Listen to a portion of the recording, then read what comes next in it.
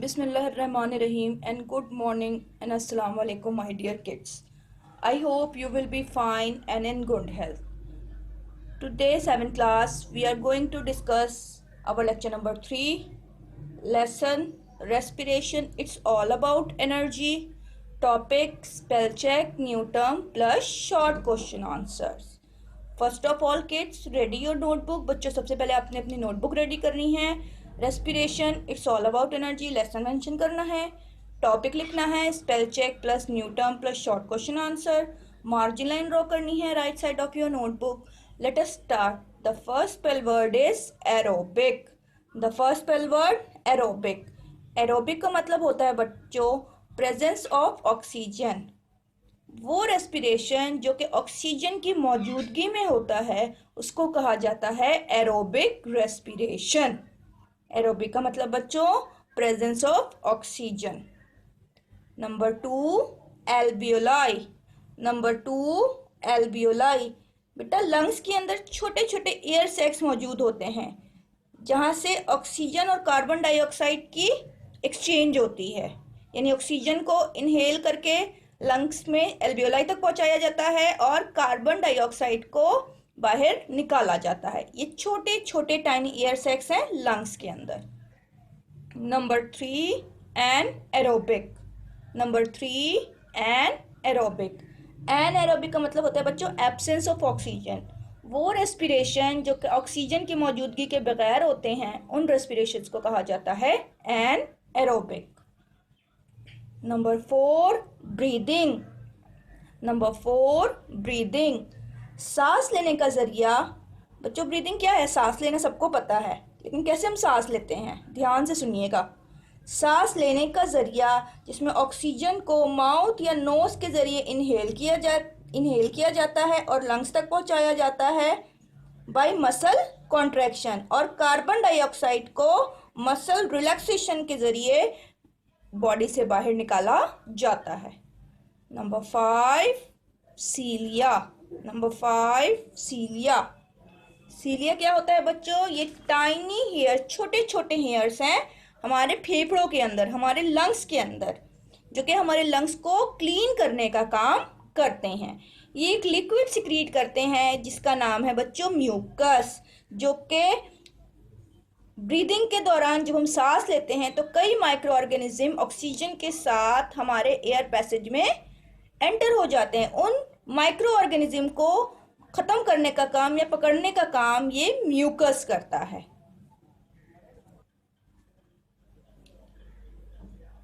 Number 6 cramp एठन. Cramp. Excel. Excel का मतलब होता है बच्चों सांस छोड़ना. इनहेल का मतलब सांस लेना. एक्सेल का मतलब सांस छोड़ना. इथेनॉल. बेटा ये कलरलेस फ्लेमेबल लिक्विड है. इट इज कलरलेस यानी इसका कोई रंग नहीं होता है. फ्लेमेबल लिक्विड है. इसको इथाइल अल्कोहल या ग्रीन अल्कोहल भी कहा जाता है. इथेनॉल क्या है बेटा? It is a colourless flammable liquid. इसको इथाइल अल्कोहल या ग्रीन अल्कोहल भी कहा जाता है. कलरलेस जिसका कोई कलर नहीं होता. फ्लेमेबल जिसमें आसानी से आग पकड़ सकती है जिसमें आसानी से आग लगाई जा सकती है. Number 9 fermentation. फर्मेंटेशन. फर्मेंटेशन वो जरिया है बच्चों जिससे ईस्ट जो कि एक फंगस है वो ऑक्सीजन के एब्सेंस में या ऑक्सीजन की कम अवेलेबिलिटी में ग्लूकोज को तोड़ता है और ग्लूकोज को तोड़कर उसमें से एनर्जी पैदा करता है और उसी एनर्जी को वो अपने जिंदा रहने के लिए इस्तेमाल करता है. Fermentation is a process by which yeast which is a kind of fungus break down glucose in absence of oxygen or a little presence of oxygen and uses this energy to live. Done बच्चों? कोई problem? Number 10 lactic acid. Number 10 lactic acid. Let us come to new terms. Number 1 सीलिया. पहले मैंने आप लोगों को बताया बच्चों spell check में कि सीलिया क्या है. ये स्मॉल टाइनी हेयर्स है लंग्स के एयर पैसेज में जो कि माइक्रो ऑर्गेनिज्म को ट्रैप करके उसको डिस्ट्रॉय करने का काम करते हैं। Number 2, fermentation. Fermentation anaerobic respiration in east. East में सांस लेने का वो जरिया जो कि ऑक्सीजन की मौजूदगी के बगैर होता है। माइटोकॉन्ड्रिया वो जगह है सेल की, वो हिस्सा है सेल का जहां पे बच्चों रेस्पिरेशन का प्रोसेस होता है। Let us come to short question answer.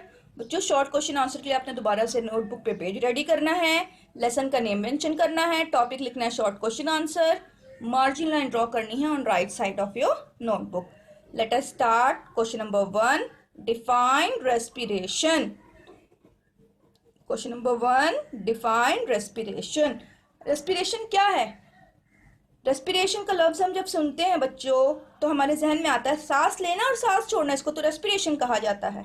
ऐसा ही है, लेकिन ऐसा नहीं है बेटा। सांस लेना और सांस छोड़ना इट इज ब्रीदिंग, इसको ब्रीदिंग कहा जाता है, it is not a respiration. अब हम जानेंगे रेस्पिरेशन क्या है। The body gets its energy from chemical reaction which takes place in cell, this chemical reaction is called respiration. हमारा जिस्म जो ताकत हासिल करता है वो एक केमिकल रिएक्शन के जरिए हासिल करता है, और वो केमिकल रिएक्शन कहाँ होते हैं?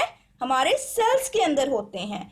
इस केमिकल रिएक्शन को कहा जाता है रेस्पिरेशन। बेटा जो भी हम खुराक खा रहे होते हैं उस खुराक में जो हम ऑक्सीजन इनहेल करते हैं उस खुराक पर वो ऑक्सीजन रिएक्ट करता है, और जब वो ऑक्सीजन उस खुराक के ऊपर, उस ग्लूकोज के ऊपर रिएक्ट करता है तो उस खुराक में से एनर्जी रिलीज होती है, और यही एनर्जी हमारी बॉडी के मुख्तलिफ हिस्सों के काम आती है। और इस एनर्जी के रिलीज होने के साथ साथ दो वेस्ट मटेरियल भी पैदा होते हैं जिसका नाम है कार्बन डाइऑक्साइड एंड वाटर। और मैंने आपको बताया था लास्ट क्लास में कि इन वेस्ट मटेरियल का बॉडी से रिमूव होना भी ज़रूरी होता है। वाटर थ्रो यूरिन या थ्रो स्वेटिंग हमारी बॉडी से रिमूव हो जाता है, और कार्बन डाइऑक्साइड एक्सक्रीशन यानी थ्रो किडनी एक्सक्रीशन के जरिए से हमारी बॉडी से रिमूव होते हैं। एक्सक्रीशन क्या है बच्चों? Excretion is the process by which waste material is remove from our body. Number 2, where does respiration takes place. Respiration हमारी बॉडी में कहाँ होता है? Answer, respiration takes place in cells of body tissues. Body tissues के अंदर जो sales मौजूद होते हैं बच्चों वहां पे रेस्पिरेशन का प्रोसेस होता है। This reaction occurs in every living cell in a tiny rod shaped structure called mitochondria।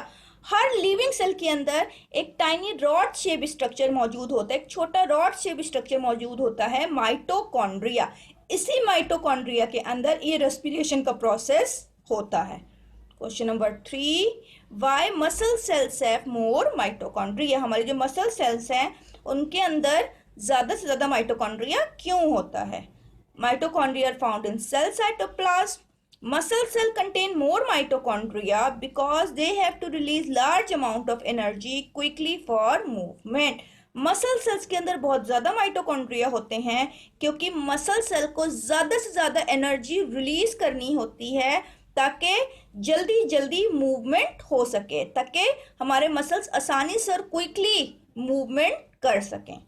Question number 4, give one example of aerobic and anaerobic exercise.